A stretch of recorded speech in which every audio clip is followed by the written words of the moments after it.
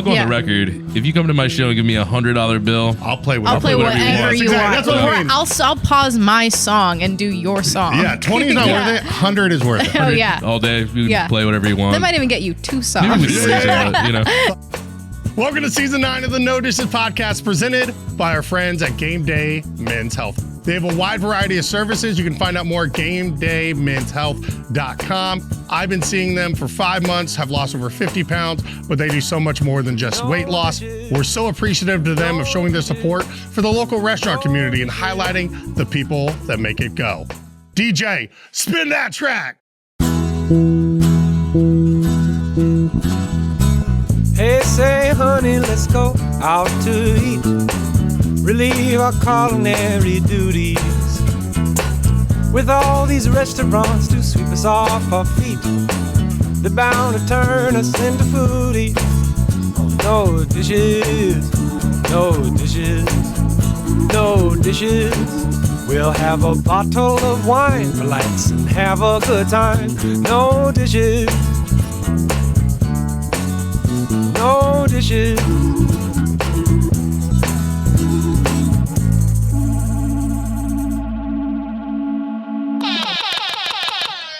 The Wednesday night, the night before Thanksgiving, it's the first ever Bloomington DJ Showcase. Very excited, a lot of great DJs. Let's talk about it with one of the organizers, Collin Dugger, aka DJ Duggernaut, and one of the participating DJs, BabyStar, Angela Frezza. Yeah. Did I get it? You got it. Nice. I was really worried about butchering the last name, but we're doing great. We're awesome. Dugger, you're the one that's really kind of spearheading this thing, and you looped me in a little bit, which is nice. I appreciate it. What was the impetus? What was they're like, we need to do a DJ showcase. I just kind of got thinking about it and doing gigs and whatnot and meeting awesome people like Angela here, and it was like, man, it'd be cool to have like a night where I didn't have to do a whole night. 4 hours. We could just kind of Cellar, get it down to like a half hour and just kind of, sing the songs I like to sing a little bit and get to hang out and kind of network and hang out with other DJs for the night. And then it was like, well, if we could do it and make a good cause out of it, that would be great, Yeah. So we'll see how it goes. Night before Thanksgiving, what is it, the Towny blackout night, or is that what they call it? Yeah, I don't know about the blackout part. We don't here at No Dishes. We don't encourage that. No. I'm too old for that too. No, I'm not encouraging it, but. Well, historically in Bloomington, the 16 years I've lived here, night before Thanksgiving, it's Townie Night. You have all these people that are coming back that either grew up here or lived here at one point or their family's here, and everyone goes out. Like when I worked at the old Yogi's, it was like, oh, it's Townie Night, and it popped off the night before Thanksgiving. And with DJs, we can't just pick a Friday or Saturday night because we're all booked with different gigs. And so when we were talking about it, we're like, when's the best night to do this thing? We're like, well, no one's going to be booked the night before Thanksgiving for a DJ gig. And it should be just a night where people don't really have plans, but they're going out and they're in town, and a good chance for all of us to showcase what we're doing. Yeah. So 30-minute sets? Yeah, 30-minute sets. We're going to try to kind of go back to back as much as we can with the 30-minute sets. Just kind of the idea is for each DJ to be able to showcase kind of their flavor or, showcase kind of I don't know, what they like to do in general. I mean, we do have some different DJs that do different things. Me and you kind of do a little more open format, top 40, a lot of rap, hip hop stuff. Angela kind of does a nice mix of things. We've got Toxic Salamander, who does more house stuff, I believe. DJ Exhibitor, I think he does, some more electronic stuff and, some songs you'll know for sure. And then we also have, correct me if I missed anyone, Jordan, I know we have Cam. He's a new guy as far as DJing, and I believe he does more electronic stuff as well. Really awesome dude. Used to manage at Brothers. Yeah, so I met him at Brothers. He's worked at Orbit Room, works at Upland. Earring, right? Yeah. He's so sweet. Awesome He's guy. so I was sweet. gonna say, Yeah. I was like, I can't let it, I know we're talking about DJing, but it was just one of the nicest, sweetest, most genuine human beings you're ever gonna meet. Yeah, every time I would DJ Brothers, he was always the best at the end of the night. He always kind of come up and be like, I really like what you did here, and this transition from paying here was attention, great. yeah. I was like, what? I don't even remember doing that. But Well, and he's a musician too, and so Okay. like it's interesting when you have musicians and their perception of a DJ set, because he's newer to DJing, Exactly. but he has probably better, for sure, better understanding of music than Right. I do. Who I just go up there, I'm like, oh, this is a good song. Yeah. Play. Yeah. Maybe Yeah, I do a little, maybe yeah. I sold myself a little short. we also got our good buddy James. He's going to be joining us too. He's Jimbo been, V? Yeah. He's been DJing for a while, but I think he's gotten out and done some stuff locally. I think he's done some gigs up in Indy. But yeah, I think he's just kind of wanting to get out and be a part of it too. And so yeah, we're excited to have him on. I think he does like a lot more like house. So it'll be a nice mix of DJs doing different things. So I think that'll be fun too. So it's like whatever you're into, there'll be something there hopefully for you. Yeah, what are you looking forward to with it, Angela? I'm looking forward to figuring out a 30-minute set because I'm really used to 5 hours, like we were saying. And Yeah. so I was like, I put it on my calendar like a week ahead. It was like, figure out a 30-minute set for next Thursday. So I have it on my calendar and like how to make it tight. I do feel like when I'm DJing, I try to look at it as like increments. You know what I mean? Mm-hmm. Like, I'm DJing. It's like 10 o'clock. I'm like, okay, at midnight, I'm going to do like Latin music for an hour. And then at this time, so I think I'll just take one of those things and make it just, that's the set is like 30 minutes of what I would do. That's going to be awesome. Yeah. Yeah. So how long have you been DJing for? I started DJing 2.5 years ago. 2.5 years ago, Okay. I would say. Almost 2.5. Yeah. And so you go by BabyStar. Go by BabyStar. No DJ, yes. just BabyStar. No DJ, just BabyStar. It used to be DJ BabyStar, but then I got this sign made in Mexico City when I was there this past summer. You can get these like really awesome, like the neon light signs. And I was I just like designed it in the shop. It helped that I'm a native Spanish speaker. So I just walked in. I was like, how much for like this size sign? And I was designing it. And I was going to be DJ BabyStar, but then I was like, if I'm DJing and that sign is up while I'm DJing, they're going to know that it's DJ BabyStar. Right. So then I was like, just take off the DJ, just the BabyStar, because people are going to know. You're like, I it's guess. redundant. It's redundant. Well, Yeah. You could see me up there DJing. Yeah. So that's how we're going to tie this into no dishes here. I've talked about one of my biggest pet peeves when I could tell someone's a rookie server when they come up to the table. Hey, I'm so-and-so. I'll be taking care of you, or I'll be your server today. It's like, well, no shit. You just walked up and introduced yourself. Yeah. Like, I don't know. I feel like really good veteran servers don't say that. They just come don't up like, say hey, that. how we doing? What are we having? Yada, yada. But like, we're like, I'll be taking care of you. It's like, I assumed so. You're walking up, introducing yourself. Yeah. Anyway, that's how it makes sense to me. Right. You're like, yeah, I'm up here DJing. Yeah. I don't need to have DJ. The sign is up and I'm DJing. Yeah, it's redundant. So that's why we dropped the DJ. Okay. So now it's just BabyStar, all lowercase, one word. Well, okay. I like it. Yeah. Well, and it makes sense too, because I know you just did the International Art Project Halloween party.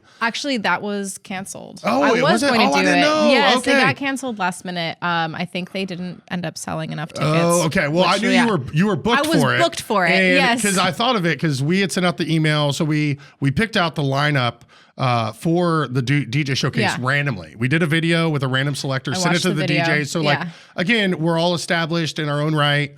Like, so it wouldn't make sense for this person's going first, this one's going last. Like, we're like, the only fair way to do this is a randomizer. Yeah. Right. And so we sent that out to all the DJs. Here's the set times that we had with the video of us doing it randomly. And you were just like, hey, by the way, can you take the DJ off? Yes, you were super polite about it. Oh, yeah. And just like, hey, just heads up. BabyStar, all lowercase, one word, no DJ. And then I saw the advertising for the IAP thing and it said DJ. But in an instance like that, it makes sense because they're marketing an event. Hey, we have a DJ. Because if they just put BabyStar, you're like, oh, is that a contortionist? Is that, what kind of performer is that? Exactly, So yeah. you almost need it in that context. You almost need it in that context. Or I feel like, well, for that one, I think they just made the poster and didn't ask, I guess, but it's fine.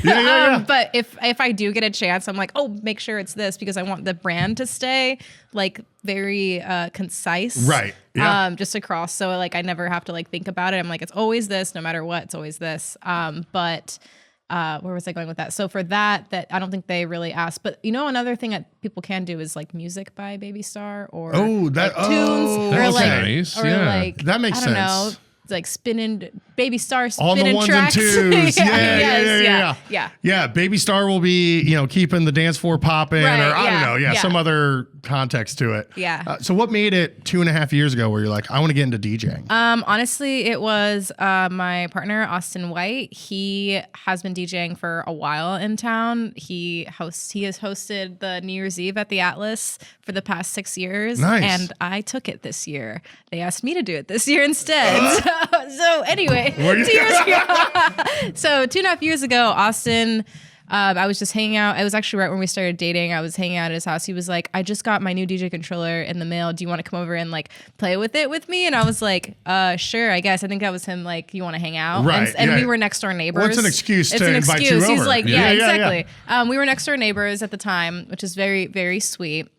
I just walked over to his house and he was showing me it and he was like pressing on his buttons and I was like, this is amazing. I've never seen like a board before or anything like that. And then he just started showing me how to do it and I got really addicted to doing it to a point where he would like have it out and I would like just put his headphones on and mess around with it and I was like, go away. Like, I'm just really here to see the Yeah, DJ he's like, wow, board. this really backfired. Yeah, because I think I just started practicing transitioning, Yeah. and then I was like, I just want to get this down, and then when I started to get transitioning down, I was like, oh my god, this is like, I feel like a god. Yeah. And then he had me DJ with him at the Cellar for like the first time. I think that's when he was like calling it Club Edge at the Cellar, and he has like a monthly gig there. And I DJ'd with him like almost every time he had a gig. I would come and DJ with him as like his apprentice, and then like one thing turned into another, and the Cellar asked me if I wanted my own night, and then I was like, hell yeah! And now I'm just like have a lot of gigs happening, and That's I feel awesome. like I'm doing stuff like in terms of mixing and like transitioning and choosing songs and figuring out like sets, I feel like I'm doing stuff that I never would have been able to do like 2 years ago. Yeah. That I like understand now musically. That's great. Yeah. Well, and just like when you're first messing with a board, like the way you can control and manipulate music. Oh, yeah. It's like, oh, this is cool. And then especially when you start having things together where you're like, oh, this sounds like this song that I've known forever. Yeah. I'm hearing in a whole new light. Right. Because it's put together with this one. Yeah. And maybe this is an aggressive song and I put it with a chill beat. And you're like, oh, this can actually kind of be a mellow verse in a way. Right. Exactly. Just for one small You example. find like the cool wordplay. That's always fun. Right. My favorite thing is isolating stems. Yeah, Have you oh, yeah. guys do Of that a course, lot? yeah. That's when I figured that out. We just upgraded all of our equipment to, we still have the little one. It's like just a little Pioneer board that's great for like easy, like you just need to take it somewhere and DJ for a second. But we have the like turntable now that has the control records and then the mixer in the center. So we could do vinyl or do the control records, which is great. I haven't done the vinyl, or just doing like regular vinyl yet with it, but Austin's done it. Nice. On that new mixer though, it sounds fucking amazing. And also you can like isolate stems, like you do all this stuff. And when I figured that out and just like pressing and playing, it's like so crazy. Stems fun. is a game changer. It's a game changer, 'Cause yeah. I had my old laptop. It wasn't processing fast enough to do the stems, and when I got a new laptop, and I was like, I felt comfortable enough using the stems during a live set, and I'm like, okay, this is awesome. Because before I would just turn down the bass, Right. and like put it over, and I And still try, do that yeah. on some, Yeah. where I'm like transferring over, but it sounds so much cleaner when you really just isolate vocals over isolated instrumental, and it just sounds clean and really like they're meant to be together, you Yeah. know. Well, that's awesome. Yeah, because I was going to ask you about, you kind of beat me to it, which is great, that you have like the vinyl kind of setup. Yeah, my favorite is like the vinyl setup.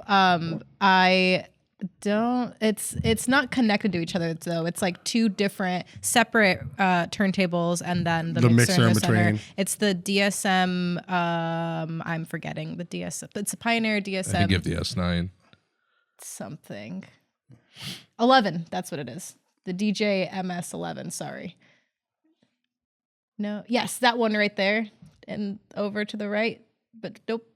The single mixer right you there. go. That's Yeah, the one. Thank you so much. Yeah, this is amazing. So now we know how much money you spent on it. We're still paying it off. You're like, Klarna, Affirm. Yeah, actually, that Sweetwater credit card is No, pretty good. there it is. Nice. It's to give Dangerous, you- yeah. It's pretty great if you pay it off in Yeah, 6 yeah. months. Right. No APR. Oh, Zero that's a APR. sick mixer. It's amazing. We actually have the one that doesn't have that visualizer there. Okay. But that's the only difference between the two. This mixer is amazing because it's like a Coachella grade mixer. It's going to sound amazing anywhere. Right. And I've noticed that. Like, even though it's like extremely heavy to carry all the equipment everywhere, I still prefer to use it over our little like Pioneer starter guy that's like $300 because the sound is so good. It's like such a difference. And you can mess with the stems on it a lot more. That's sick. Yeah. So Dugger, how long have you been DJing? Because it's been quite a bit now, hasn't it? Oh man, let's see. It have been maybe about 7 years. I think. Yeah. And yeah. What kind of inspired your start? Well, I guess it's a long story. We got time, buddy. Oh, that's awesome. No getting out of this one. And I gotta say, shout out Austin too. We asked him to be on it. He didn't really want to get down with the night before Thanksgiving, I think it was. I think he forgot, Austin. honestly. I think he kept forgetting. But shout out to Austin. Solid dude. Love running into him. But yeah, so no, I've always had an interest in music. I have a bachelor's degree in music from Berkeley College. Casual. Yeah. Oh, wow. And dropping that. Yeah, so, I didn't know that. Oh, yeah. I don't like talking about it really. We're the presence of greatness. We should know. Pipe down. But yeah, so I've always had an interest in music, and then I was living in Indianapolis at the time. I worked for a company called Sam Ash, which is now not there. It used to be what, Mars Music before that? Yeah, before that it was Mars Music. Yeah, that's when I was growing up in the area. Yeah. But yeah, so I was working there, and I ran the band and orchestra department for a while, and they hired a DJ on to kind of do the PA equipment, sell DJ stuff, and their name's DJ Big Baby. They DJ out of India a lot, and so we would kind of go back and forth, and I'd always be like, oh, I'm over here selling instruments to real musicians, and and they're awesome. And so anyways, we'd kind of get going back and forth, and they were like, yo, you should really check out the DJing stuff. And I was like, I don't know. And the more they talk about it, I was like, all right, this is kind of cool. Yeah. And then there's a DJ school actually in Broad Ripple called Decademics. It's owned by a guy named Nick, DJ Metronome. Really awesome dude. So yeah, I kind of signed up for that on a whim just to be like, well, let me check it out. I was too lazy to figure it out by myself. Yeah. I was like, I'll pay for some classes. And I got to, meet him, and DJ Metronome was an awesome dude and kind of taught me, the basics and beyond. And then just a lot of hanging out in my basement and messing around with that stuff. I had, the actual turntables and everything at the time. Unlike Angela, I traded those in for a controller. I was I'm tired of carrying this stuff around. So I started getting a few things in indie going, and then COVID happened, and moved to Bloomington. And then one day this guy called me up and was like, hey man, I'm getting back into DJing. I know you've been doing it. Can I borrow some like lights and stuff? And this guy Jordan Davis showed up and borrowed some lights and stuff. And then all of a sudden, he's calling me up and he's like, hey, I'm doing this gig at the Root Cellar. I don't know if I'm ready. Like, will you come do it with me? And I was like, yeah. And so now we've been doing the Root Cellar once a month together for going on 3 years, I think. Yeah, going on 3. It's or maybe 2.5. It's been a while though. Yeah. So yeah, I think it was, this last year was 2 years. So I think it'll be 3 years this summer, because it started as like an industry night thing. We did an industry night, and it was DJ Jordan D of No Dishes. Yeah. Because they were like, we want to put No Dishes on there. And I'm like, okay. And it was just like, Jordan D from No Dishes, Duggernaut, and it was industry night. Mm-hmm. That was the first one we ever did. Yeah. And then the second one, I went by DJ Torchcone. It's a man of many names. Because I had my current moniker is DJ JD, my initials. And that's what, when I first started when I was 18, it was DJ JD, the Weatherman. Ooh, that's I like that. That's nice. Because the Make It Rain song with like Fat Joe, Lil Wayne, R. Kelly on the remix. I loved it because it really just, I just related to it. At 18. Anyway. That was a joke. Okay. So it was DJ JD the Weatherman. I caught a lot of shit for a year. So I dropped the Weatherman. It was just DJ JD. And I was like, man, I want to come up with something different. So I was like, I tried DJ Torch. I was like, I'm just going to go back to DJ JD. But yeah, so we've ever since then, once a month, Root Cellar, Duggernaut, he does 45 minutes. I do 45 minutes. And we just go back and forth. Are you wanting to move better, feel better, and live better? Look no further than Move Bloomington, where their small group personal training programs are designed to improve strength, balance, and flexibility. With a welcoming environment, their expertly guided workouts can help you feel supported in the life and activities you love in and out of the gym. Whether you're new to exercise, a lifelong athlete, or anywhere in between, their dedication to personalized programming will deliver sessions that meet you where you are. Visit movebloomington.com to learn more and get started today. Ralphie's to the rescue this holiday season. Don't miss Constellation Stage and Screen's family holiday show, A Christmas Story the Musical, on stage December 11th through January 4th at the Waldron Auditorium. Based on the beloved 1983 film, A Christmas Story the Musical brings laughter, nostalgia, and holiday cheer to life with unforgettable moments like the infamous leg lamp, outrageous pink bunny pajamas, a maniacal department store Santa, and a triple dog dare gone wrong. From the songwriting team behind Dear Evan Hansen, La La Land, and The Greatest Showman, this delightful holiday musical is a joyous celebration of Christmas, family, and childhood dreams. See it on stage this holiday season, December 11th through January 4th in downtown Bloomington. Find tickets at cconstellation.org. I've been using WaterTech pools for all of my pool and hot tub needs for 2 seasons now and cannot recommend them highly enough. Jason, Brian, and their entire team are incredibly knowledgeable and can help you with your next pool installation, closing or opening, or just helping you maintain your chemicals and cleanliness throughout the year. They even do custom stainless steel pools. Learn more at Jays, that's Jays, watertechpools.com. It's a lot of fun. That's been awesome that Eric and crew have continued to have us. Thank you, Eric. And Josh Ramone, solid guy. Yeah. Love the I like man. that guy. I've known Ramone since back in the house bar days. Yeah. And so it's always good to get to hang out with him. Right behind you there? Yeah. What is that? Oh, Where'd you get that at? oh, was that from you? Was that Maybe. a little house bar memorabilia Is courtesy it House of Bar memorabilia? Yeah. That right there? A little postcard there, yeah. It's from House Bar. I know Austin has a House Bar tattoo, and he always talks about House Bar. Oh, Yeah. nice. Yeah. Did you ever go? Or were you No, ever- I don't think I was living here. Okay. I was House gonna say, I Bar wasn't days. even born No, yet. I'm not I was that 21. young. Yeah. No, yeah.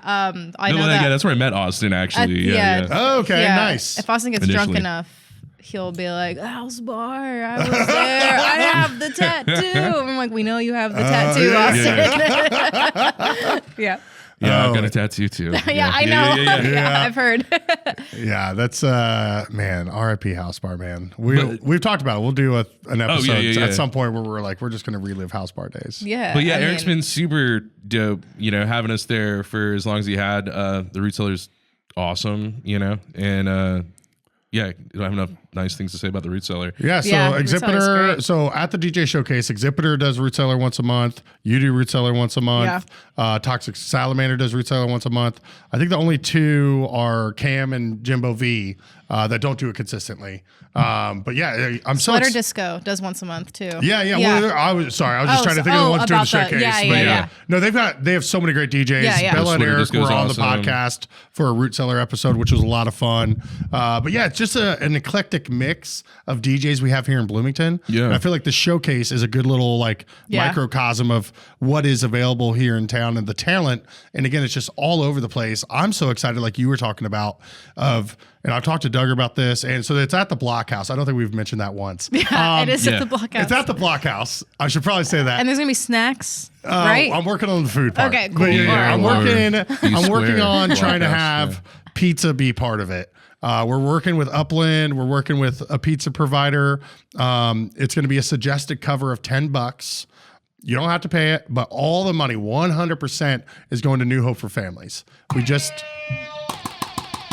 It's a good place. incredible organization. We just did the podcast with the executive director, Emily Pike. I'm on the board. They make sure kids don't sleep outside. Their success rate is 3 times the national average. They're incredible at what they do.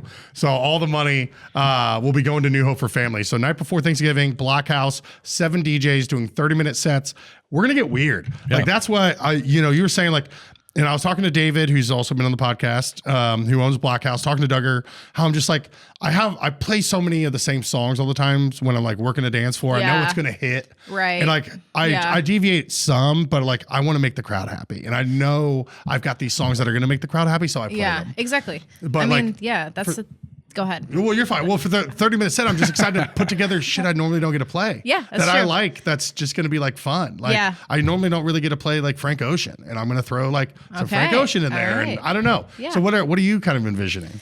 Well, what I was going to say is the thing about being a DJ that I've learned is that you actually don't ever really get to play what you want to play. Yes, 100%. It's always like if you're a good DJ, you know how to read the room. Exactly.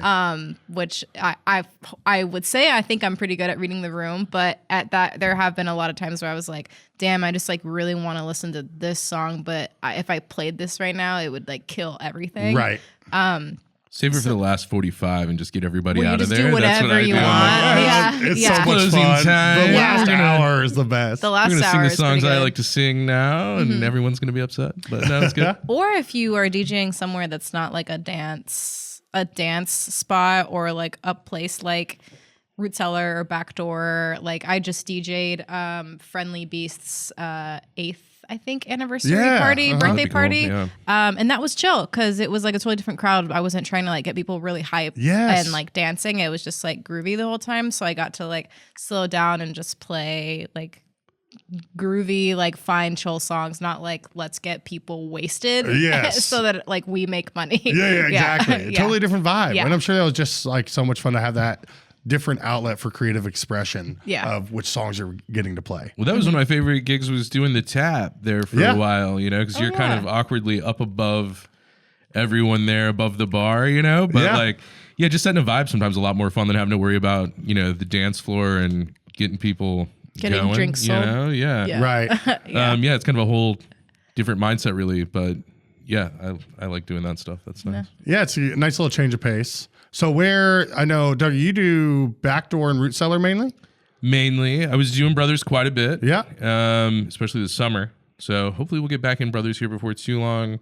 And then, I've done a couple things for the city, and Some I did something weddings for and- IU Foundations recently. Nice. And I don't know. I'm trying to think where else. To the chagrin of my family, like in my dining room quite a bit as well. My son makes me get the headphones on. I know, I said the weddings. I said weddings. Oh, yeah, Garrett. weddings. Yeah, I do. I know. I was like, weddings. I said weddings and you just went right over I it. missed it. Sorry. I was trying to think of all the places. I missed it. You're like, I just DJ so much. Yeah, I so can't much. keep track. they're I'm just No, booked not really. all I mean, the- it's it's become like that is kind of the funny thing about it. You know, it started as like, oh, cool, I've got one a month, and it was like just kind of fun. It's still fun, but now it definitely kind of feels more like a job sometimes, especially when it's like every weekend. It can be a bit of a slog, That's how October especially has like felt. when you have a day job and kids, it's like, why am I up till 4 a.m? Like Right. this is. Yeah. I don't even have kids and I feel that way. Where I'm just like, oh God, I'm too old for this. Yeah, tell me about it. So cool. A lot of places that people can go and check you out. For sure, and yeah. see you. But typically once a month at Root Cellar, at Backdoor very consistently. And then private events all over town. Yeah, we're doing it up. Yes, sir. DJ Duggernaut on the ones and twos. Yeah. BabyStar. You already mentioned doing the Friendly Beast. Yeah. Mentioned once a month at Root Cellar. Where else can people come and hear you? I have been doing once a month at the Backdoor as well. Awesome. So I'm doing Backdoor, Root Cellar. I just did Friendly Beasts. They said they would love to have me back. I would love to come back. Yeah. Toby, are you watching? Yeah, right. And also Atlas seems like it might be booking me soon. I'm doing New Year's Eve, and it looks like they're going to start booking some monthly DJs. Or there's talk of like them that'd be getting awesome. some DJing going Yeah, I've on been again. talking to them about it myself. Oh, great! Yeah, Cool. yeah. So- All right, great. So it looks So like Duggernaut and BabyStar on rotation. Hopefully And at the Atlas. Yeah. if you're listening, Ashley, Zach, whoever, Steven. Right. Yeah, shout out to all the Steven. Alice crew. They're Yeah. all great. But yeah, no, I don't want to like Blockhouse speak now, out of turn. right? Yeah, but, yeah, no, Yeah, we're all we doing all the three got Blockhouse. Blockhouse. Yeah. Blockhouse. But yeah, I think they were saying November at Atlas. They were thinking about starting it, but don't hold me to it. I don't know. I don't have that official yet. Well, hopefully it starts soon because that's always fun. Do you think they'll open up the truck again for like the heavy and the Chevy DJing? Do you know about this? Well, I just remember when they had the truck open back when like Nardi did brunch in there. Yes. Yeah, they set up as a DJ booth. So I was gonna say, I would imagine you could make that one. Yeah, so Austin White actually was doing heavy in the Chevy there a lot, which is just DJing in the truck. I love it. And so hopefully it's like that again. Yeah. Where people are DJing in the truck. What a great name. That is such a cool spot for it. Yeah. No, I don't know. The truck's super cool in there. I'm like, great. great. Well, I was talking to David James actually recently, owner of the Blockhouse, and I don't know if you've noticed, but they just moved the whole like soundboard down a little bit, and it's really nice now. Like I didn't realize we needed all that space up around the stage. Right. But now there's all that space. And he was like, yeah, I'm going to get like a table going so that like we could have DJs in here more often. I'm going to get you and Austin in here. And I was like, cool. Yeah, let me know. Let's go. So hopefully Yeah. Blockhouse starts doing Would love that. some DJ nights there. Yeah, Dugger and I Yeah. went over there last week to meet with them to talk through this DJ showcase and Yeah. where we would set up and some of the logistics that go along with putting on an event like this. And he's got the soundboard over and he's going to build something to put over top. And so we might not even be on the stage, which I think would be cool. I think Maybe that'd off be- to the side, it'll be more of a DJ booth feel. Right. To where for me, if I'm DJing, I don't really care if people are watching my hands or the mixer. I want them to just be focusing on the music and what they're hearing. Yeah. You know what I mean? So I feel like this creates more of that experience. Yeah. Instead of being at a low table on the stage, kind of exposed. Right. Whereas instead you're in the booth and it's like, get lost in the music, Yeah. dance. Like, just what are your ears telling you? Because that's the most important thing. Yeah. You know what I mean? Because you guys, I'm sure, have seen these DJs that aren't really DJs and they're doing festivals and they're just turning knobs, but it's not changing the music. I have seen that. Yes, and it's just like that's so crazy. Like I don't think a lot of DJs are really doing anything close to that much. Like Right. we're doing stuff. Yeah. But like that's like such overkill. No DJ that I know is going do like No, no that's one I just know is all doing performative. that. Yeah, it's true. There was someone when I was in Mexico City. We were at this bar. We made friends with these guys, and they had their friend that was DJing at this bar that night, and they were talking to us, and they were like, "Yeah, she's so good. Like she's blah blah," and like the music was actually really good. But I started watching her. I was watching her hands, and like every time the song changed, she totally was not changing like anything. And I was like, she's not even doing this right now. Yeah. Like I know what I'm talking about. And they're like, yeah, she's amazing. We're gonna get her booked everywhere. I'm like, dude, she's just like seriously hitting play, and it's totally a pre-recorded mix. Like she's not actually changing things out or anything. Which honestly, like, I get it. Like, there's obviously like a big spectrum of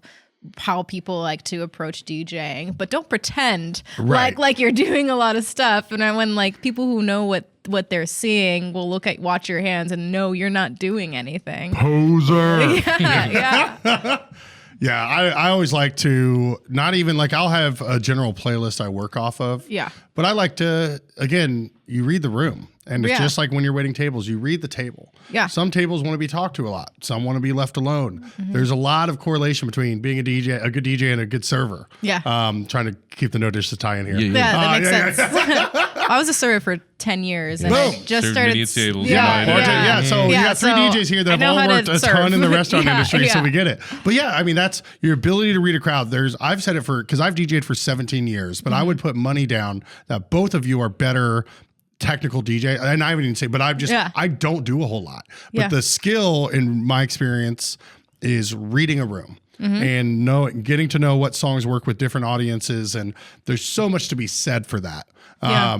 And it's you guys. I know you both. I've seen you in action. I've heard that you crush it. So like, That's I know you guys great. know how to do those things too. But there's so many different types of DJs. Some are doing a Yeah. lot, and that's good, and that's what the crowd is. But it all boils down to, can you put your ego aside, not play what you want, Right. and like cater to the audience in front of you and keep them hyped and moving along, and then have your ebbs and flows, because you can't stay up here for 2 hours.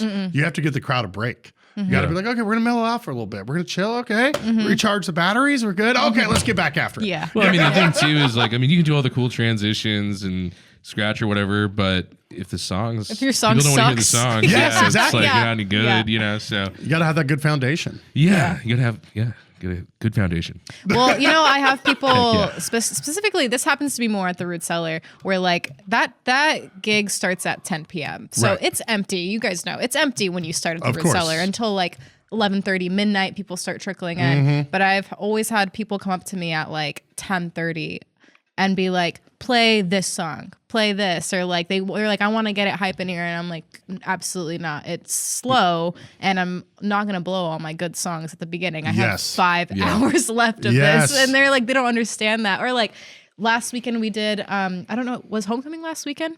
It was 2 weekends ago. 2 weekends ago, we did Root Cellar. And it was crazy busy. It was great. We had a fantastic night. But there's this girl, it's like so busy. She comes up to me in the middle and she's like, play Gracie Abrams. Do you guys know who that is? Oh, yes. Yeah, very it's slow, like very, it's like really, really slow Taylor Swift world for people who don't know what that is. And I was like, no. And she was like, come on, play Gracie Abrams right now. And I was like, are you insane? Right. Like, no. Well, Like, and it's even to just phrase like, it that way, like play this, play it now. If you go to a DJ and you make a request, some DJs just don't take requests. Yeah. Which I'm almost to that point. I was thinking about so the other close. day. Yeah. What I always say, because some of the polite ones will go, hey, do you take requests? And I always just say, depends what it is. That's what I say. That's what I was like, say. depends what it is. Oh, it didn't work. No, don't put it. There we go. I always say, they're like, yeah, do you take requests? I'm like, well, it depends on what it is. Yeah, depends what it is. Yeah. I'm not just going to say yes and then you give me a shitty song and then be like, well, you said you took requests. And then they get kind of nervous and like, well, will you please play? Yeah. So here's my advice, and you guys chime in here. For my personal stand, like if you come up and ask and I'm like, let me see what I can do, or for sure I got you after a little bit, leave it. If you come back up, I'm not going to play it. Yeah. Like if I already know what you want to hear. If I think it's something that I might play, I'll incorporate it. It also matters what the tempo is. Yeah. Right. If you ask, BPM doesn't match, I can't play it next. yes, I'm not playing it next. If I'm at 115 and you ask for a song that's 85, I'm not going to just quickly transition down there to play that song. No. Usually I'm working my way up and down. Exactly. And when I get in that range, if it's a good song, I'll play it. But like they just don't understand that. And most people are chill about it when I'm just like, oh, it's not the tempo I'm at. If you're here long enough, I'll probably play that. It's a good song. Yeah. Or hey, that's usually part of my set anyway. Like great call. Yeah. But yeah, just ask once, be polite. Don't say play this. Because that just annoys me. It's just like, hey, would you mind? When people are nice, I'm so much more inclined to be like, you know what, maybe I will play that song. Even if I maybe wasn't necessarily excited about it at first. Because they were so nice. Yeah. Yeah, and for people who don't know, the BPM thing stands for beats per minute. So it's kind of like Oh, sorry. Yeah. how fast is the song or how slow it is. So a lot of times you'd be playing like a really up-tempo, fast song, and then somebody wants to hear a really slow song, and it's really hard to explain to that drunk person at the moment that, hey, that's not really going to work out right now, but I'll try to get to it.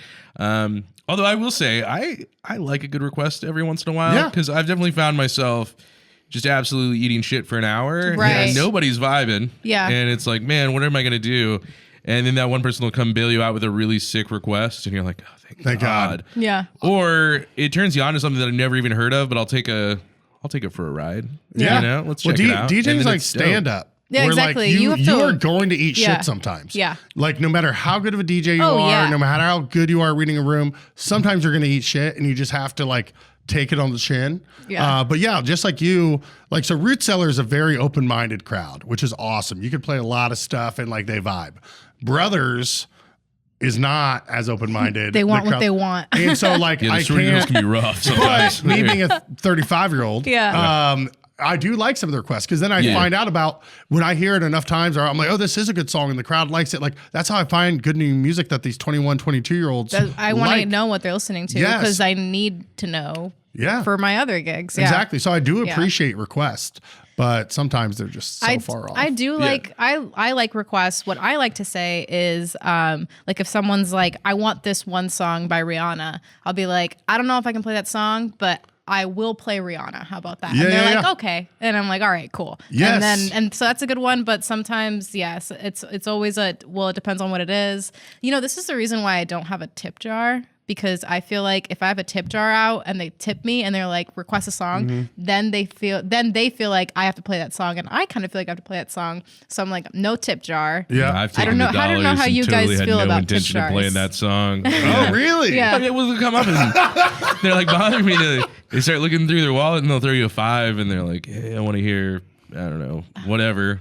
And Yeah. it's like, okay, I got you, homie. And then I just kind of put that 5 in there and I mean, I don't if the know, song, you know? if No the, shame. if the Yeah, yeah. song request is good, then I'll take the tip. If the song request is good and they're offering money, I'll do it.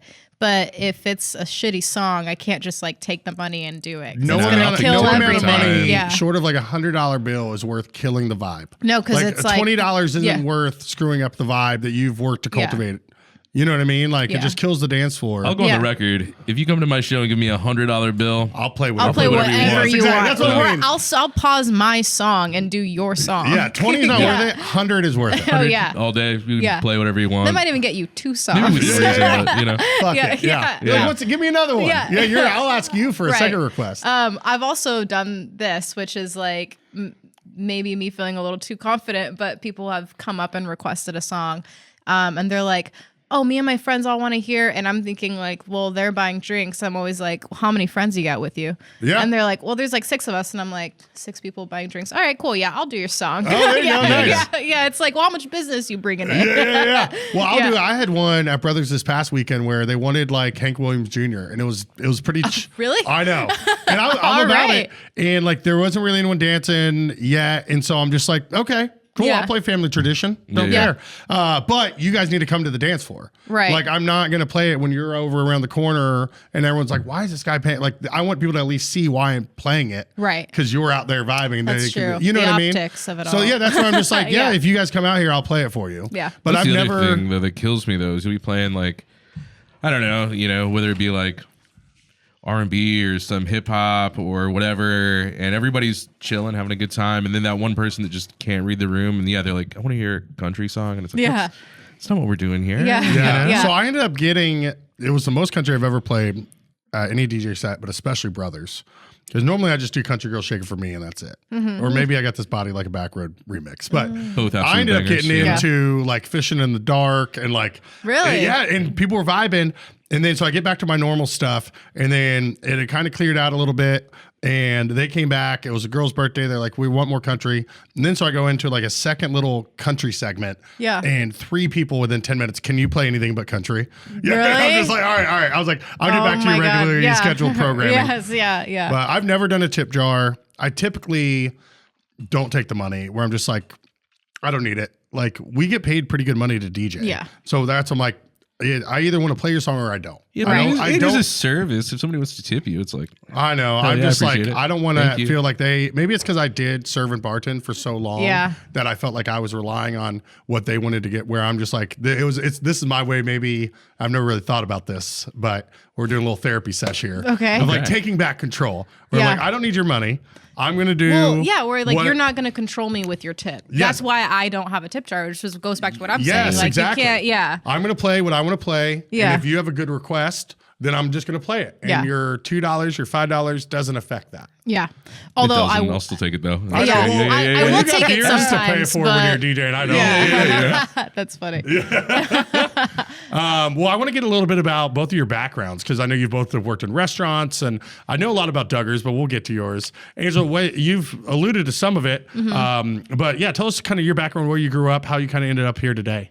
Well, I grew up in West Lafayette, Indiana, which is where Purdue is, which is actually, I was thinking about the Townie Night thing. Yeah. There's a Townie Night in West Lafayette too. I wonder if that's just a I- college town thing where Yeah. everyone comes back to their college town and parties the night before Thanksgiving together. And I moved to Bloomington in 2016 for college. I finished college, and I just stuck around. Okay. Yeah. Yeah. The classic story. What'd Classic story. you get your degree in? So I went to school for my BFA in textiles and fibers and minored in fashion design. And I still do that work. I'm a seamstress / designer. I just launched a clothing brand. Oh, what's Yeah. the clothing brand? It's called Frezza World. Okay, Garrett, can we pull that up? Let's Yeah, let's let's see it. let's give some flowers and show some love here. FREZZA.world. And that's just the URL. Boop. There we go. So you just launched this. We just launched. Yep. Oh, nice. This looks so Nice. professional. I spent a long time designing Yeah, the you're like, website. damn straight it does. I'm really good at Illustrator. Nice. Yeah. So yeah, it's all Dugger, if you I don't need buy a those bloomer short I was for gonna say, myself, Dugger, if you you don't know? buy those bloomer shorts, Right. I'm buying them for you. All right. all handmade by me, designed by me, produced by me. Wow. Yeah. That's awesome. Yeah. So that's really what I'm doing. I am working on just like clothing brand stuff. I do alterations and custom sewing projects. I've done like wardrobe design for films and stuff. That's like my like dream, I guess, to just like continue doing art direction in like the wardrobe world and design world. That's so cool. so cool. Yeah. So for those listening, Frezza World, FREZZA world or .world. Yeah, .world. Boom. Check it out. Yeah. You also alluded to having had waited tables. Tell us a little bit Yeah. about your restaurant experience. I worked at the Runcible Spoon for like 4 years. Made my way up to being a shift lead for a little bit. That was crazy. And then I moved on to from Runcible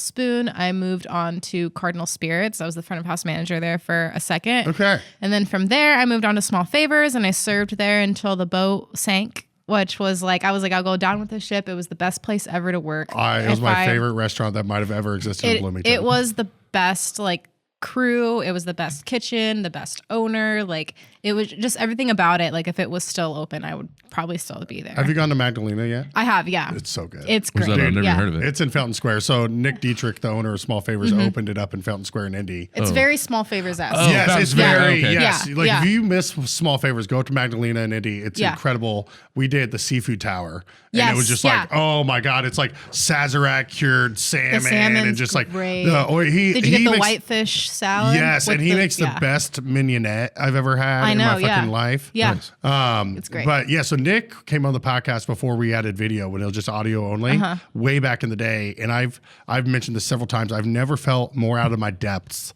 and just having a guest that like was just so much more insanely knowledgeable about He stuff than is me.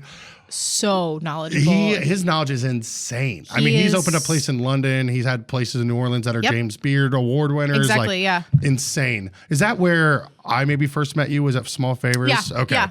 Yeah, because I was like, we run in similar circles and I are think aware. I remember you having an event there or something. Yeah, Like, so I did a birthday there. You it did was a like birthday a week there. or two I worked before you that closed. birthday. Oh, okay. Yes, I Yeah, so- remember seeing you there. Yeah, I worked that event, and it was like a week or two before. Yeah, we it was like closed. right Yeah. before it closed, Yeah. and I was like, Nick, I want to do a birthday there before you close. Like, but it's the night. The best night is the night you're not open. It was like a Monday night. Yeah. I was like, could you just do like a buffet? Yeah. And he whipped up this insanely good buffet. it was and I awesome. remember that. Yeah, yeah, Oh, yeah. you Loves were it. there too? Yeah. Oh, damn. Yeah. Wow. I don't remember seeing you. No, yeah. He wasn't the I man remember of the you. hour. Yeah, right. It wasn't your birthday. It's like no one better take the shot. My shot on my birthday. I was in there. It was a good spot. It was delicious.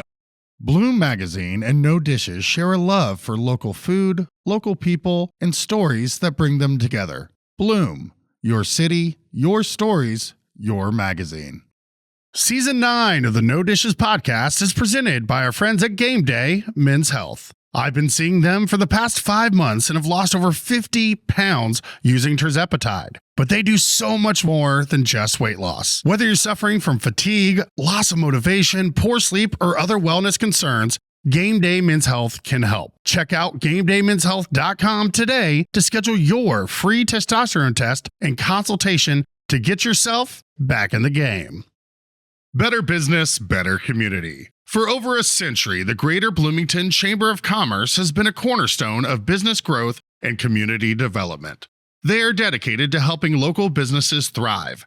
Their business is all about your business. Join the Chamber today.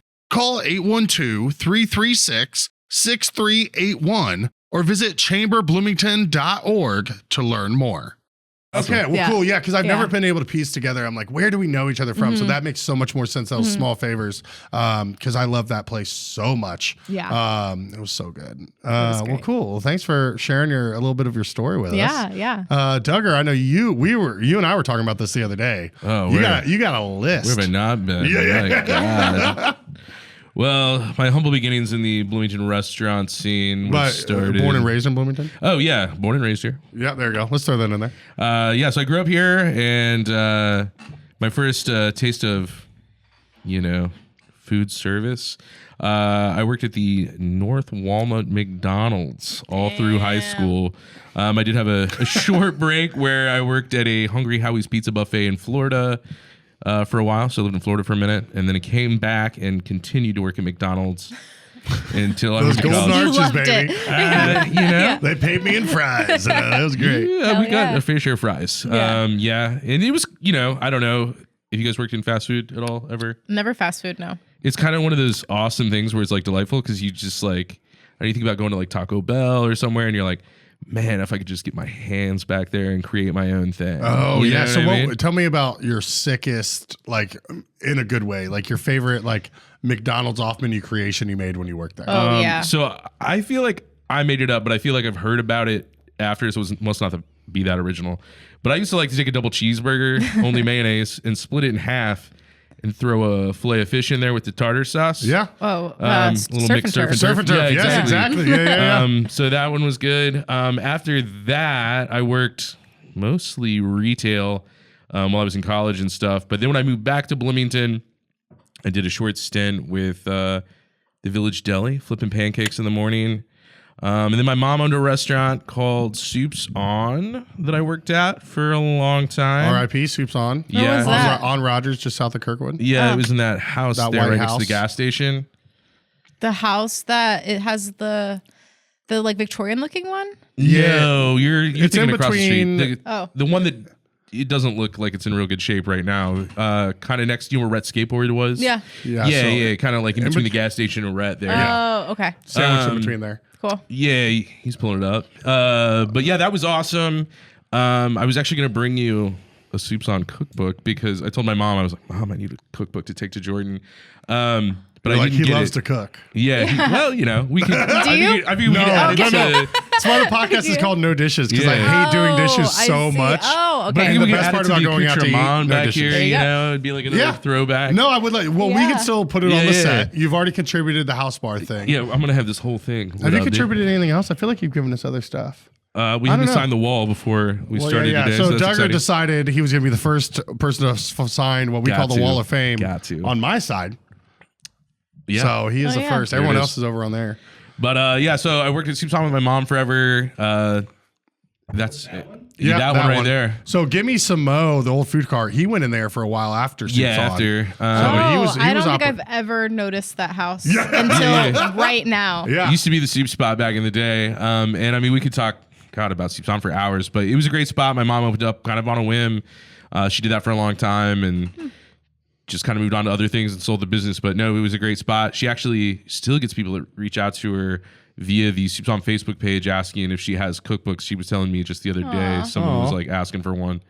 But yeah, so during Soups On, I also had some friends that opened up a weird spot in a little house down the street called House Bar. Oh my gosh. Here it comes back. Yeah, let's go. House bar. So yeah, I was actually lived with Andy Butler and Andy Aronis when it opened, and then started working the door there, and then started bartending there, and was there for all the way through it. Really, How many years was that?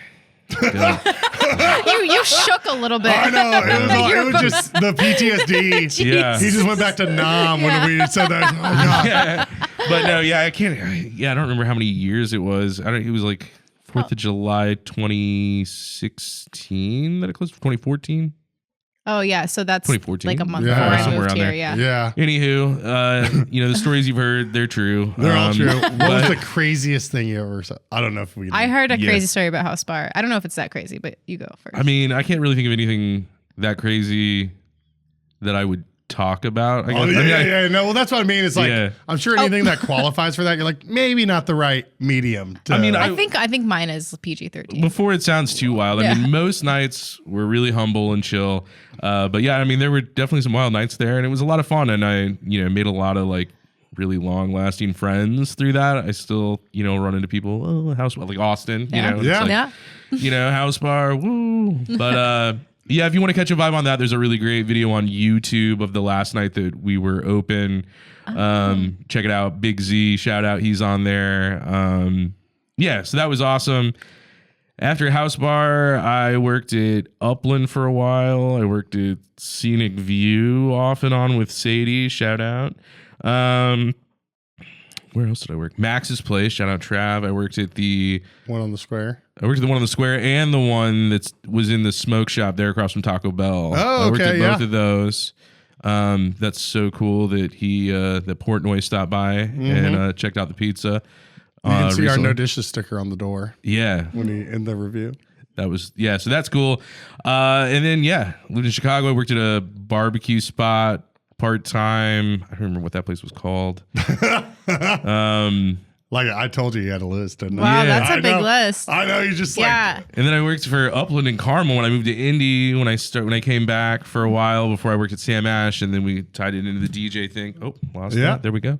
I think that's And pretty what do you much do now? now. All right, so I've got now I'm a father of 2 kids. You know, it's the most important job. That's true. And, That's very sweet. Yeah, and go ahead. Yeah. Oh, there we go. Father of 2 kids, And, not one. Kids, and then by day it's teeth. I work at a dental office here in town. Oh. So I place a lot of fillings for the doctor, and whatever the doctor needs, I run around and do whatever they need. So that's interesting. That was kind of the post-pandemic career change. That's a whole nother, we could go on about that for a long time too. But no, it's cool. You see different stuff every day. It's cool getting to see people smile that maybe haven't in a while. Yeah. Usually when they're leaving, they're typically not smiling. Would you say when they it's come in, fulfilling? Oh, it took me a second to. I was like, Fillings? where's Yes. the Oh, come on. Highbrow humor. Yeah, I don't know about that one. It was all right though. Thank you. I felt good about it.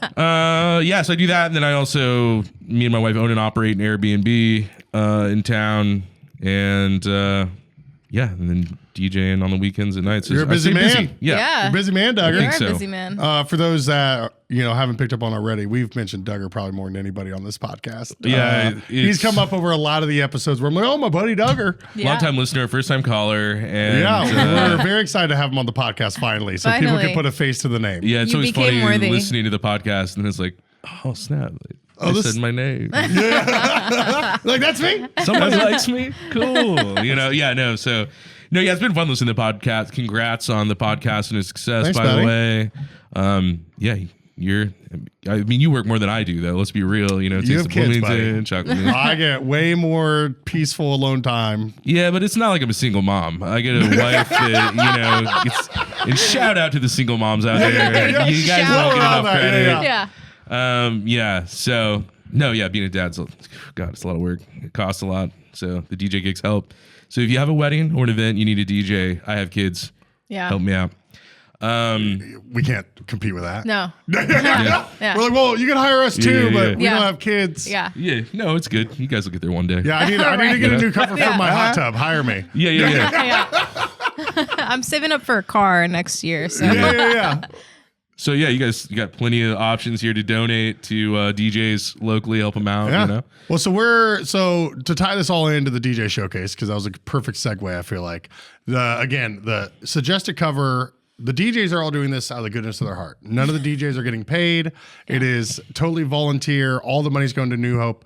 We are doing a thing where Duggernaut, we're putting up $100 to where whichever DJ brings out the most people wins $100. So that's just sign really your exciting. ticket when you come in. So when you come in and you pay your cover, or you're like, hey, I can't, and we're like, yeah, no worries, have fun still. Yeah. We'll be like, who are you here to see? And you can say all of them, and everyone will get a tally, or you say one. But we just thought it'd be a cool way to incentivize each DJ to try to bring people out to raise money for a really good cause.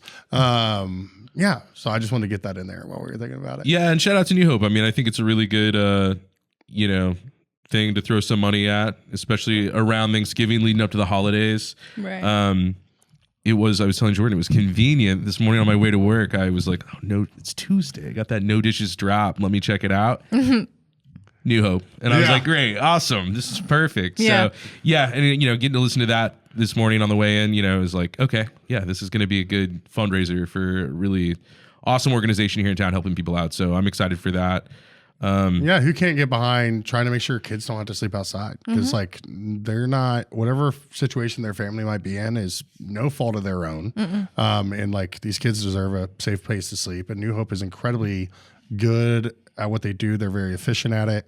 They have early learning center. They help people find jobs. They help people get into leases that they can afford and sustain. And that's how they measure success. Yeah. What do they not do? I know, right? Yeah. We can save ourselves some time. But yeah, if you're interested to learn more about New Hope, the episode just came out today, October 28th. So it was with Executive Director Emily Pike. She's phenomenal, super sharp, really passionate, knows what she's doing. The whole crew at New Hope is fantastic.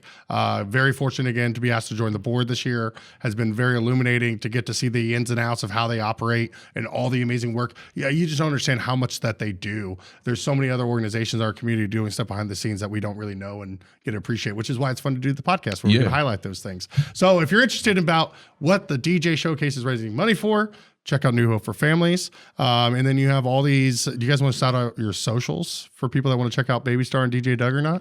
Yeah, mine is just at baby.frezza. That's all. Frezza. Frezza. And it's pronounced like pizza because of the two Z's. That's how she helped me before we did the That's how it helps everyone. Yeah, it's Italian. It's South American Italian. Dugger? I think mine is at DJ_Duggernaut. I think you're right. Duggernaut. Yeah, and that's on Instagram. Bam. Yeah. Holla. And there's a Facebook page too, but the Instagram one's definitely more up to more up to date. active. Yeah. So when you guys last little talk shop here about DJing, you don't need to give away secrets. Okay. Like if yours like this is a song I know that hits and I don't want everyone to know about it, don't say it if you don't want to. But like, what are some of your favorite bangers that you're like, oh man, this is gonna get the crowd lit. This is gonna be hype. What are some of your favorite songs to play to really kill a dance floor? Good question. So being that it's DJ Duggernaut, over the times in my life, people have been like, oh, Dugger. I like to throw out Teach Me How to Dougie, typically at some point in my set, just for me. Why not? And then I like a little DMX Party Up every once in a while. That's always every once in a while? Yeah, well. You do play that song. Yeah. He plays that song every set, which is fine. It's a great song. I have a ton of songs I play every set. Yeah, oh yeah, for sure. Now I've DJed enough with Dugger that when I hear that song, I think of him. Yeah, as that's you should. Very sweet. Yeah, it's good. Our little bromance. That song. Yeah. Yeah, I don't know. I mean, it really kind of bring it to you, Hamilton. It's gonna be quick. I mean, those are like two that I can think of off the top of my head. It changes, Like I'll get like there'll be like that one for a couple months, and then I'm like, I need to chill out on that one for a minute. We'll bring it back into rotation. But it is interesting. It's the ebbs and flows where you have songs that are like really kill for a while, and then you can tell when the fatigue sets in. Right. And you're like, okay, this isn't hitting how it used to hit. Mm-hmm. I need to pull it back, and maybe it'll be vintage in a couple of years. Yeah. Well, I'm still wondering when like the Pink Pony Club thing will go away, because I feel like Hot to Go still crushes too. Yeah. I feel like Hot to Go started crushing more often than Pink Pony Club lately. Really? Yeah. So with Dugger and I having this unique situation, I don't know if you and Austin do this. I'll be curious actually, where we have songs that he gets to play and songs I get to play. Oh, so no, we don't do that, but we should, because I'll start DJing because we switch off every hour and a half. Okay. And when we do it together, and when I get on, we don't use the same. We used to share the laptop and just like do mine or his, but now we have our own laptop since we have that way to plug in. Yeah. So when I pull up my program, I can't see the history of what he's played. I know. And he goes away, and I'm like, well, I hope I don't double play something that he played, because I usually don't hang out there while he's playing. Each other's songs a couple times. Have already gotten played. Yeah. It is kind of, it's funny, you'll be hanging out there and Jordan will hit one. You're like, oh man, there's my whole next 45. Right. We both done it to each other, unintentionally sabotaged each other, where we're like, and I try, if he's up there next to me, because a lot of times I'll kind of leave because I'm just sober and don't want to be in there. I don't know. I can only stand up there for so long not playing anything, but I do want to hear what Dugger's doing and listen. But like, I'll try to be like, hey man, were you going to play, like I was about to play some of these, and you DJ with someone long enough, you know which ones that they sometimes touch and sometimes like, oh, I've never heard them play that song. Right. I don't need to ask. But yeah, like with this most recent one, I was like, I gave him 3 songs and he's like, save me this one. Yeah. And then I got to play the other 2. That's sweet. Okay. So anyway, long story short. Communication. Yeah. It's pretty healthy. That's what keeps the relationship going, Yeah. But he always gets Pink Pony Club. I get Hot to Go. Yeah. Okay. Well, I feel like you've got the good one now. I Hot got to Go is lucky. pretty good. You know, Yeah. it's okay. All right. Don't make him take it from me. I personally like Hot to Go more than Pink Pony Club. Hot to Go is funny because I was doing a thing for the city. It was the thing at the ice skating rink. Oh, the ice skating rink one. Okay. And I was kind of running out of things to play, so I put on Hot to Go, not thinking about. I was like, oh, it's a clean track. Like, there's no bad words in there. Well, she has that one line. Well, I put it on, and then the more I was kind of listening to, I'm like, oh, she's like Yeah. hot to Not go. play this for Yeah. a kids event. Yeah. See. I've had plenty of That's those. I'm There's not much of a lyric listener, you know what I mean? So it's Yeah. like, Well, I think I told you about it when I was doing the Parks and Rec Splash and Glow. I played Dynamite, like I throw my hands up in Yeah. the, and I forget right at the beginning of the second verse he says "fuck." Like Oh. it's a very Really? clean song, I would've but they never guessed sneak it, in yeah. one f-bomb, and it almost caught me last year. And then this year, I'm like, oh, I know this is coming. So as soon as after the chorus, You can- I transitioned out. Or you can like The censor, do the buzz thing real fast over yeah. it. Well, they got the censor Yeah, the button. censor button. But even Oh, then, yeah, yeah. I miss it I'm every just time. like, though. I don't Yeah. know. Yeah, I didn't even want to I risk miss it it. every time. I'm not going to get it on time. Right. Yeah, I was like, I don't want to risk it. was- So yeah, well, I want to hear your bangers. Well, what I was going to say was what's crazy about when you play a song that is not family friendly, the words they use that are wrong always sound so loud. Like I'm Yes. always like, oh my God, this sounds horrible. Like, and I'm like racing to figure out because it Yeah. sounds like it's like the worst. The song sounds worse than it ever has. Yes, and that one- moment's oh. like booming. It's so magnified, yeah, because you'll Yeah. play something at Brothers or Russo and think nothing of it, Right. And then you do an event that is more family friendly, Right. And you're like, yeah, this is a pretty clean song, and you throw it on, and you're like, oh shit, yeah, this is you're like not, shit, yeah. shit, this is shit, not shit. at all, Yeah, and then you're like, you feel like this is reflecting on me, Yeah, They must exactly. think I hate families and children, Right. Yeah. Right. Well, I feel like my there's two songs. There's one that I'm really into right now, and another one that never fails. And you know, we've talked about this. The one that never ever fails is "No Hands" by Yeah, Waka of course. Flocka. I think No Hands is the one. There's something in that song that Yes. just like revives no matter what's happening. Uh-huh. Everyone like loves it when you play that song. So if you ever like really need a song, No, Dance yes. Floor's Dead, play No Hands. Hands down. It will work. Late night bailout. It doesn't even have to hands. go with what you were playing. Like Nope. just play that song. It's Yeah. gonna work. I like that. I like doing that when I'm like, oh, I'm running out of songs. It's like the 5th hour of this. I'm just gonna start going into like really dirty rap. Yeah. Which is like my favorite thing. Yeah, It's like yeah. a lot of Gucci Mane and just yeah. But I started off with No Hands, but just to let the crowd know, like we're venturing into a different zone now.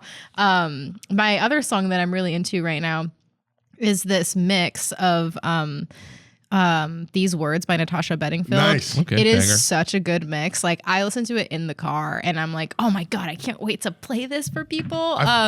It's a really famous mix. Yes, of I was it. gonna say. I think I know the one you're talking about. I think that the cover for it is like blue and red, and I forget which DJ it is, but it's Badger.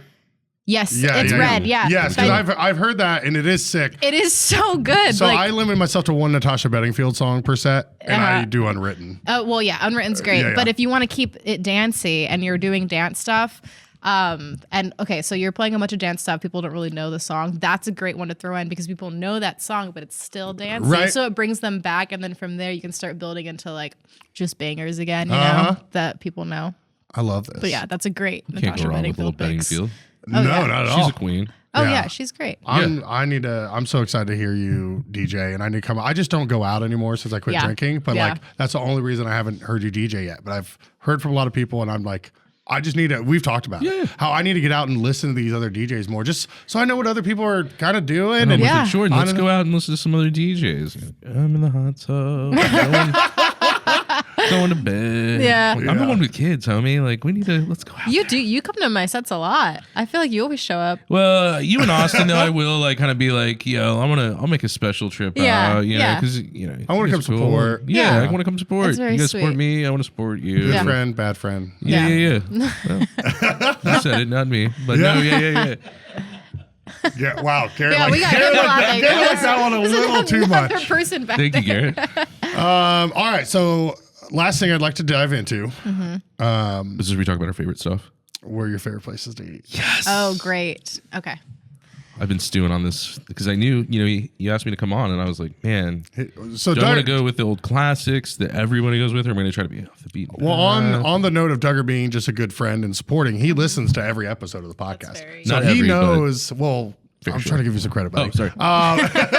Every Stop episode. doing No, that. but he knows what we're ending on. He knows that we're Yeah. about to be like, okay, let's talk about favorite places to eat out. Yeah. What'd you come up with, bud? Well, when it comes to restaurants in town, I kind of like to think of it, like when I'm buying my ground beef, I like to do in like a little God damn it. 80-20 split. 80% local, 20% chain. Making fun of me, Andrew. Yeah. Okay. This is a thing that I say, and he's making fun of me. Uptown. Can I get some more Uptown? That was mine. Oh, yeah, of course it was. It's everybody's. Yeah, I mean, And Uptown it's is everybody. so shout out Uptown. fucking It's good. great. Michael Yeah. Cassidy's a huge sweetheart, Yeah. and yeah, it is an awesome place. But yeah, I was trying to be a little more creative, so I'm ready. Let's hit them. No, I got it. As soon as like, I like to think of like ground beef. I'm like, okay, I'm about to catch some flack. Nah, it's good. Yeah, speaking of Uptown, No Dishes Happy Hour, November 11th. Oh, that'll be before this episode comes out. Never mind. Thanks for coming Yeah, out. thanks for coming Yeah, to the No thanks Dishes for Happy Hour at Uptown. November 11th, 4:30 I to saw on my 6:30. calendar actually. Boom, Yeah. perfect. Yeah. Dude, when are you guys doing the next one? Because that night out with No Dishes at Uptown. What is that? Is it like a spectacular. private event? So it's open. You just need to go to the Eventbrite. I'm talking to the camera like Okay. people can still Yeah. do it. Again, by the time this comes out, it will have already have happened. Okay. Yeah. But yeah, we have an Eventbrite. It's free to attend, but we ask people to RSVP so we know how much food to order. So we're going to order food, have a bunch of great Uptown hors d'oeuvres, and then cash bar. Hell yeah. And we'll have some merch for sale. can't And wait. we're going to do some gift card raffle giveaways. Yeah. And it's already just looking at the RSVP list. We have a lot of former guests that have been on. We have listeners. We have sponsors. So should be a really cool eclectic mix of people just kind of hanging out. I think I need to RSVP still. Also, I didn't mention, but I'm serving 2 nights a week at Uptown. Oh, so Oh, Which is yeah. great. Yeah. Casually yeah, left sorry. that out. Yeah. Also, I also didn't mention that I also worked at Laughing Planet, which I feel like is Oh. another, like when I double R.I.P. where I did Runcible Spin Laughing Planet at the same time. Yeah. And I really miss Laughing Planet. I know. That was a good one. We had Bob on and we talked about it. We talked about Laughing Planet. Yeah. Yeah. Yeah. It's That's sad. tough. Yeah. The No Dishes podcast is brought to you by VisitBloomington.com. VisitBloomington.com is the best resource for restaurant and culinary information, special events, fun activities, places to stay, and more in our area. We share a similar mission here on the No Dishes podcast of highlighting local businesses and the people who make our community unique. We can't thank them enough for hopping on board. Check them out at visitbloomington.com to easily plan your next meal, visit, or night out on the town. The Bloomington Town Planner is a community calendar owned and published by local residents John and Sharon Martin. Mailed out to Bloomington homes in December of each year, it features school schedules and community events. And don't forget the coupons at the bottom of the calendar. They'll save you money and help you decide on the next restaurant or retailer to check out here in the Bloomington area. Town Planner also has an online calendar which will be found at townplanner.com. Make sure to sign up for their weekly e-newsletter so you can stay on top of all the fun events going on around town. My favorite, are we moving Yeah, on yeah, to my, please. well, I was going to say Uptown. Well, I thought you were going to ask us for like favorite things I hadn't. Oh, to order at Uptown? Well, yeah, let's. Okay. Oh, Go ahead. no, No, I know what you're about Yeah. to say, but I'll get to that. Say your You- thing. no, I no, feel no, like it's you're like- waiting for your thing. He's waiting. Say the He's thing. so prepared. I'm like waiting for like what's your favorite pizza spot? Or, Yeah, you he's know. waiting for me to say favorite burger, favorite pizza. Oh, but before, do it. Before we dive into that, Okay. what's your favorite thing to get it up? My favorite thing to get at Uptown is probably the roast beef. Right, not the roast The pot beef. roast? The pot roast. Yes. Sorry, edit that. My favorite thing to get at Uptown is the pot roast It's so with good. mashed potatoes. What a comfort meal. It's great. And then I also like to get a side of sautéed spinach with it. Ooh, Yeah. okay. Ex Maryland all day. Shout out that Uptown brunch. It is. Uptown brunch is Open till amazing. 2 on Sundays. What up? Yeah. So what's your favorite burger? Anywhere? Anywhere. Yeah, you Okay. go first. My favorite burger. Oh shit. No, you're gonna have to go first because I Okay. don't know what my favorite burger is. All right, so I thought about this one. And, Yeah, classic. I got to say, I found out about it by listening to the No Dishes episode where Big Woods was on, and they were talking about this burger they had with like candied bacon and some other stuff on it. Me and my wife went, we've decided it's our favorite burger in Bloomington. Okay. It's super good. But, also Upland can't go wrong. And Hinkle's is great too. So. Did that buy you enough time? That bought me enough time. I'm thinking, I'm thinking because I have a gluten allergy. Oh, so okay. this affects Curveball. where I get burgers. Uptown has gluten-free bread, which is great. So they have a fine burger. New Yorker? Upland, the New Yorker. I think it's just called the Burger now. It's not called the New Yorker anymore from their menu change. I didn't know that. Oh yeah, there's pictures of. Yeah, it's that one with the candied bacon and stuff on it. I Oh, want to try that. I think Big Woods has gluten-free bread too. Ooh, okay. And so does Upland. So I was gonna say Upland next because they've got a gluten-free bun. I love the Upland burgers, the bison and they've from when I started coming to. Wait. Go ahead. Oh my gosh, have you guys been to Brew Burger? Oh yeah. Oh yeah, it's really good. They have pretty good burgers. Yeah, no, they're great. I Yeah. just got a burger from there and that was great. Yeah. They do good chicken tenders too. Their chicken tender app is a lot of chicken. Well, it's a chicken tender app. No, I know, right? but it's like It's too much chicken. first guest I've ever thrown something at her. Hey. That's good. All right, what about pizza? Huh? Pizza. Smokes? What are you thinking? A-Zip, 100%. Dude, all okay. day, every day. All right, so A-Zip we're in the pizza. 20% non-local, but they are Yeah. out of Evansville. Yeah. They are local to Indiana. Yeah. Yes. Dude, I will say, A-Zip knows what they're doing. Dude. And I like either doing the big zip with the thinner crust, or I do the square one, and it's really crisp outside, moist inside, and just the toppings you can put on there. And then Amazing. they're special monthly pizzas. Oh, March those are Madness, great. dude. Yeah. Yeah, March Crabness, the Yeah, Crab yeah. Rangoon Yeah, the one. Crab Rangoon They've got one. a General Sal's one, Yeah. which I think is the most recent one I might have done. But yeah, shout out, good. And if you got A-Zip kids, pizza's it's an great. awesome spot to It's go. super affordable too. Yeah, I know. They only charge you for your proteins, which is Yeah, Great, you can just yeah. load it up. yeah. How about What you, do you Dugger? like? Oh yeah, no. What do well- you like to get on your pizza? Oh man, so I love ricotta. Ricotta. Huge ricotta fan. I can't recall if they have it at A-Zip. I hosted a poker game this past weekend and did the campfire from Bucchetto's. It's gorgonzola, smoked sausage. It has an onion jam base instead of red sauce, and then mozzarella, and then I add ricotta. Oh my gosh. And I had quite a few of my buddies that were playing cards with me being like, dude, I'm normally not even a big pizza guy, or this is so good. So the I have to try Bucchetto's Bucchetto's. campfire one, and then they've got good desserts. Garrett They pulled up have these pictures. gluten-free pasta and pizza, Dude. and I've been told that their gluten-free dough is really good. So I They've do want to been try it. They were on the gluten-free thing before anybody. I know. I've heard that. Yeah. They've been specializing in gluten-free stuff for a very long time. Well, there's the sister restaurant is Puccini's? Puccini's, and Yeah. that's in West Lafayette. So I grew up going Oh, to Puccini's all the nice. time, and I didn't realize that Bucchetto's is the same thing. Yeah. No, it's It's the same thing. It's the same Essentially, thing. I think yeah. it's the same menu. I don't know why it's two different names though. Yeah, so we did an episode with Polly, the owner of Bucchetto's, and we talked. I can't remember what the explanation was, but yeah, I think there's a cool backstory there. Well, I think it was wasn't there already a pre-existing Puccini's? But so I they think wanted there's to. a Puccini's in Indy or something that's There's one in West Lafayette. name. So they had to there give was, it a there was different one name. on, at 116th and I-69 when I was growing up there in Fishers that I remember. But yeah, what's your favorite pizza there, Doug? I thought you never asked. Well, so I got it kind of in two categories. I mean, if we're gonna go, my personal favorite, if I had to pick one, I really do like the Crossroads at Max's Place. Oh yeah. I think it's great. I will have to say my household though would probably vote Mother Bears. I knew it. But I feel like Mother Bears though, I won't get a delivery. I have to go to the West Side location. And if I'm going delivery, it's really a coin toss between Avers and Pizza X.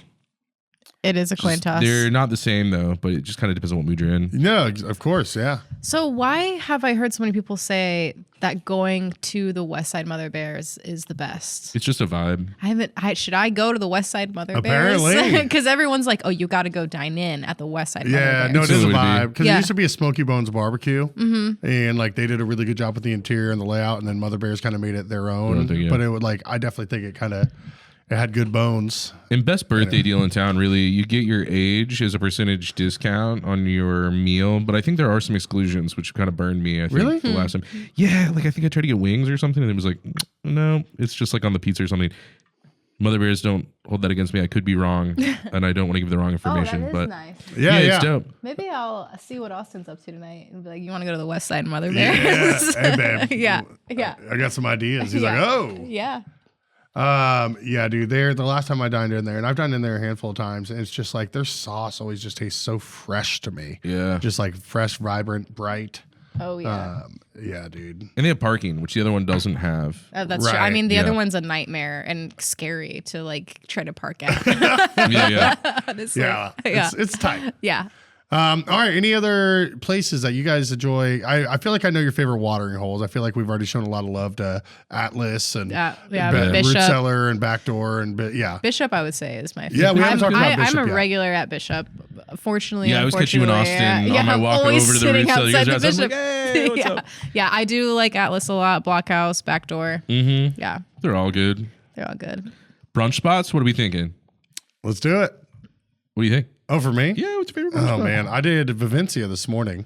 Oh, I haven't Dude, been yet. Oh, it's I was good. thinking about going yesterday. So here's the thing to get at Vivencia. I don't know if it's so much brunch. So I did chorizo omelet today. It was great. Yeah. But what my favorite thing at Vivencia, it's Garrett, can you pull up the menu, please? It's this like sweet corn pancake with like this like fresh stretchy cheese and carne asada. No, that The sounds empanadas awesome. are like Dude. $7 too, and you can totally eat one and it's enough. Yeah, so it's it's right like the, across the street from Well, where I I think work, and the margarita special at the happy hour is great too. Vivencia is probably one of my favorite places. probably in lunch town. menu, Garrett. Okay, I will go to So Vivencia the soon. thing is with this dish, like it's really, really good, but it's also like I've never had anything else like it. There it is, the chachapas, the steak one, the carne asada one. oh my on the far God, left, that looks great. It will change your life. Yeah, soft cheese, sweet corn, little pancake That's folded. what I remember seeing. They have an Argentinian on there. Can I see what the Argentinian is? I have to Scroll do this down, because I'm please. Argentinian. Yeah.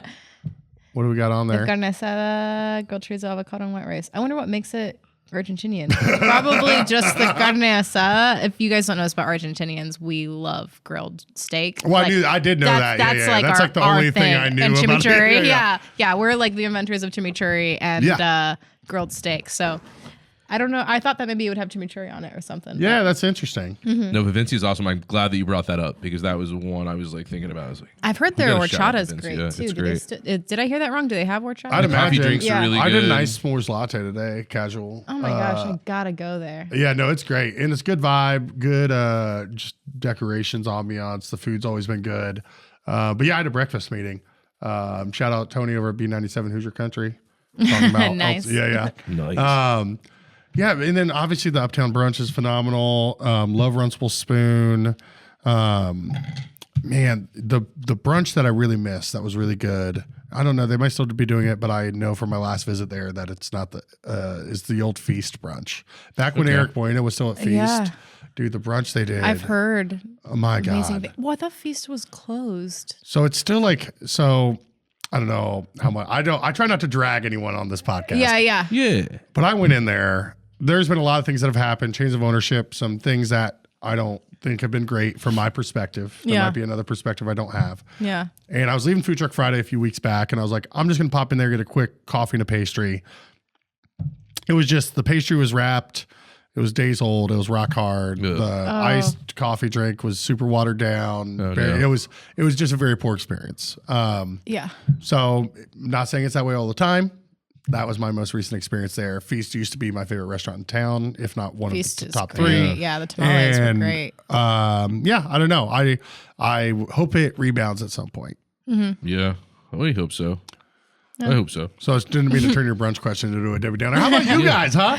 Where's your favorite brunch spot? Yo, what's your brunch spot? Yeah, I was gonna say Uptown. Yeah. I love getting the eggs and chorizo, or is that what it's called? It's on the menu right now. I don't. Andouille, I think. Is No, it the chorizo? no, it's there's a it's the huevos rancheros. That's what it is. Oh, and yeah, it's, yeah, but yeah. I add the chorizo. I get it with the Nice. chorizo, and it's As one should. amazing. And then the other thing that I like will eat bowls of, unfortunately, is the cheddar jalapeno grits. Oh, Are yeah. so good there. So they have so I was thinking of that potato and andouille omelet, I think. No, that's great too. But yeah. Yeah, if you scroll down, huevos rancheros. There it is, Those are yeah. the OG. Yeah. Yeah, Great. add con chorizo. You know what place I tried that I thought was like a good no frills spot is that Lincoln Square spot. I think Lincoln Square is great. It was great. They have a gluten-free menu, which is great. That's gonna be my honorable mention. I did a banana bread French toast there. That was really good. It was good. Cool. Yeah. It's a very solid, good spot. Very nice good, people. Yeah. So they're based out of Indy, but they're super nice. I chat with them. They've actually asked about coming on the podcast. Nice. Bring them on. I know. bring 'em on. It's like, it's like 80%, 20%. You know. Yeah. Exactly. But no, that was gonna be my honorable mention. And then my one, I would say obviously Runcible Spoon, obviously Uptown, Eggs, Maryland, all day. But we gotta give love to the Cloverleaf, specifically Southside. Southside. Whoa, what's Cloverleaf? What? Yeah. What? Should I go there? Wait, you've never heard of Cloverleaf? I haven't even heard of it. What is? I'm mad at Austin now. Yeah. Austin I've lived should here for be- 10 years. I've never heard of Cloverleaf. Okay, so there's one on the west. The original one was the west side, right? Yeah. And then there was the south side. Well, the and West Side original one was actually the Cozy Table location. And they Okay. used to have the smokers section in the front. It was like windows. It was real gross. But now it's down in the strip mall. And even the West Side one's good. But the South Side one's one where is a it's at. step up. So it used to be like a family, but like two different parts of the family on the south side and the west side. And then they both sold to May, who owns all the El Rancheros and La Una and a bunch of different stuff. But yeah, the south side one. So it's really, that looks it's not great. elevated. It's very That's basic. fine, yeah. But just so you like, It's it's cheap very and it's basic. It's great. affordable, good portions. It's the type of servers that are gonna give you a little sass. I like But that. like, yeah. But it's I like, like when they're mean to me. yeah, it's like just good down home cooking. Like, No, for sure. and they'll call you hun. Mm-hmm. You're like, okay, I like this. Yeah. Yeah. So this is different than Cozy Table then. Yeah. Okay. Yeah, so Cozy Co- Table was solid too, but I don't know if they're coming back or Yeah, not. I don't know heard what they're happened. moving. They're moving. I thought they're moving to the strip mall where Chef's Table Yeah, is. but that was a Carson's long time Barbecue. ago, and then I got in a deep dive on a Reddit feed. I don't know what's going on. Oh, okay. I heard La Bodega has good food. Oh, Yeah, La so Bodega, that's the- actually, And the they same also owner. have breakfast? That's the same owner. Oh, Yeah, okay. so May owns La Bodega. Okay. So it was Wagon Wheel, then BB's Market, And their brunch is then fantastic Chop too. I had Shop, it once. and then La Bodega. All right. It's come through several different owners and rebrandings. Okay. But yeah. Well, thank you guys so much for your time. Heck yeah. Thanks for having Did you us. have one you wanted to say and you didn't get to, Dugger? No, I think the we way you looked at me covered was it like, no, all. no, no. He was like, Don't oh, read it. No, I was just like thinking, I was like, know. is there any like, I don't know, because I feel like a lot of places, and it's because they're great. It just kind of always get shouted out as the same restaurants. I was trying to think Yeah. of some different places, which Well, we did. We mixed it up. We got Vivinci in there. Yeah, Yeah. you guys mixed it up great. Cloverleaf. Just as I would expect out of two DJs. Yeah. Yeah. Mix it up, We mixed them magic. together, transitioned well. I was going to say Little Tibet. Yes. Yeah. Oh, That yeah. Anything Little Horse Tibet, Street. anything Taste of from Little India. Tibet, That's the yeah. best lunch special in town. That buffet. Yeah. I've been preferring Amaret over Taste of India lately, though. Oh, okay. Really? And it's the same owners. I heard. Well, I don't know. Yeah, I heard they're at least related. if They're it's at not least the same related. owners. I think it's the same something. But Yeah, I'm going to talk to Sachin about that. So his parents own Taste of India. He was the one I worked with for like Taste of Bloomington for them to be a vendor there. And so now every time I'm in there, we're shooting the shit and talking. And he said that him or his parents will do the podcast, which is I'm very excited to do. And I think I'd asked him once about Amaret, and he was, yeah, like there's some relation there. But, or maybe it is just the same exact owners. But whenever they come on the podcast, we'll get to the bottom of it. yeah, Let's we'll figure it learn. out. Yeah. Yeah. Yeah. Well, thank you guys so Thank much. Bloomington DJ Showcase, night before Thanksgiving, starts at 9 o'clock. First DJ goes on at 9:30. 30-minute sets, 7 different DJs, all the DJs volunteering their time. Suggested $10 cover. All the money goes to New Hope for Families. It's going to be a great time. Come on out, support a great cause, support local musicians, kind of local artists. Local artists. Yeah. I was like, oh, no, I don't want to go that far. Yeah. But yeah, cheers. This has been a lot of fun, guys. Yeah. Baste your turkeys and get down there. Yeah. And give thanks. Give And give thanks. thanks. Don't be square. Get down to the Blockhouse. No, keep going. No, I don't know. Oh, wow. I'm running out of steam there, you know? It was like, yeah, that's a get out of me. Yeah. All right. We'll see you All right, there at see you the there. Blockhouse night before Thanksgiving. Cheers, It's gonna guys. be great. They will Thanks be for great. having us. Thank you. Thank you. Sick.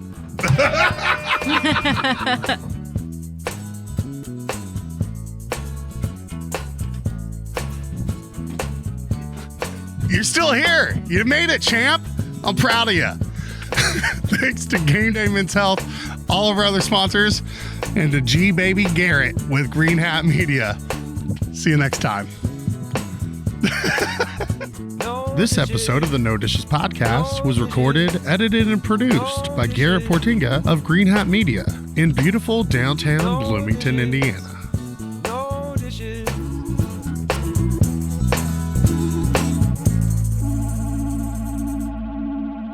No Dishes Media. No Dishes Media.